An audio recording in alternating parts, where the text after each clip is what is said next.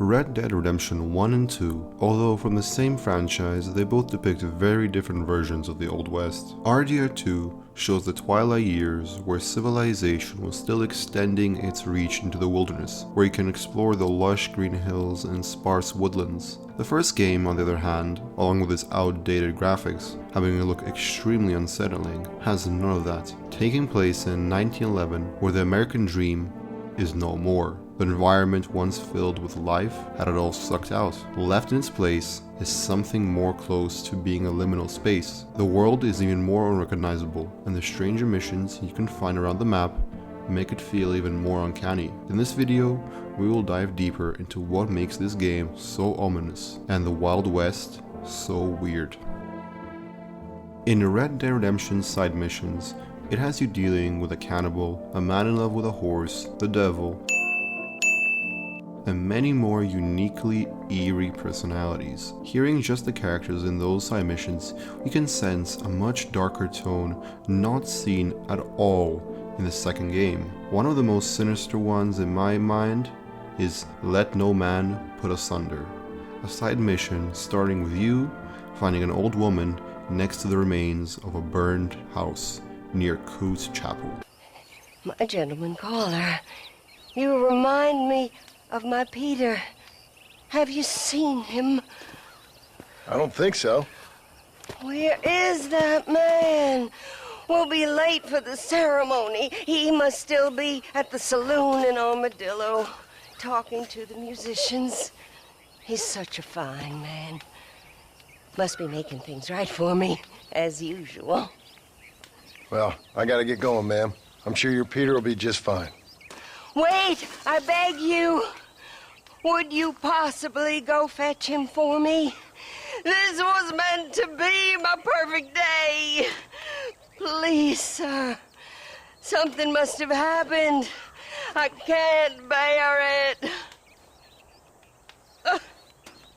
So you want me to go find your Peter so you can have a perfect day? Yes, please, sir. I'll see what I can do. Oh. There's definitely something wrong because her house has burned down as she's worrying about getting married. But everyone has their own priorities. She sends us to Armadillo to find her soon-to-be husband. But when we do get some information, it's even more disturbing. Truth is, Pete Turner ain't been in Armadillo for near on 20 years now. Kind of a queer fella and all. Wasn't here every night. Sure as the moon in the sky. What happened to him? Well, what happens to all of us? I reckon you'll find him at Odd Fella's Rest. Yeah, that's where he'd be, I guess. We are sent to Oddfellows Rest, where we find the final resting place of her husband, Peter Turner, cause of death, killed by a blow to the head.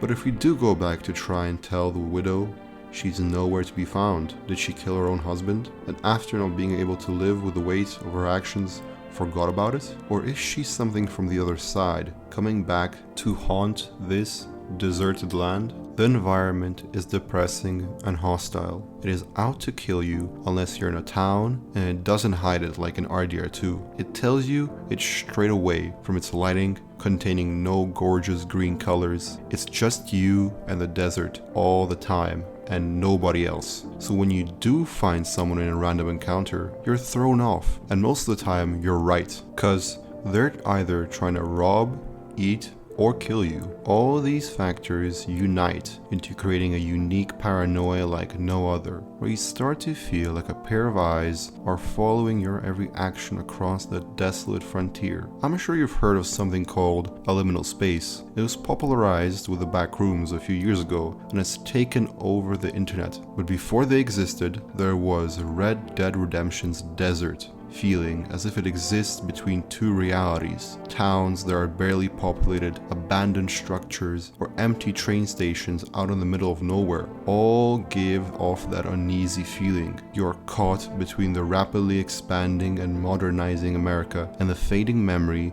of the land it once was. You're too late for the dime novel West that everyone is shown in spaghetti westerns, and too early for everything that came after it. It gives you a sense of nostalgia, but at the same time it feels uncanny, like the world is dying while you're still in it. By no means would I ever say that Red Dead Redemption has a bad design, because it is an outstanding and flawless experience. However, that doesn't mean that its graphics with time have aged and started making it look more like a retro horror game set in the Wild West. If the older graphics weren't enough, I should probably not even mention the ambient noise and music placing you into a twilight world where the remnants of the Wild West and the supernatural clash. It is not a typical Western world, but despite that, it still possesses all the factors to be an amazing Western tale, just like the Dollars trilogy. This transforms the game into a sort of Western Gothic aesthetic,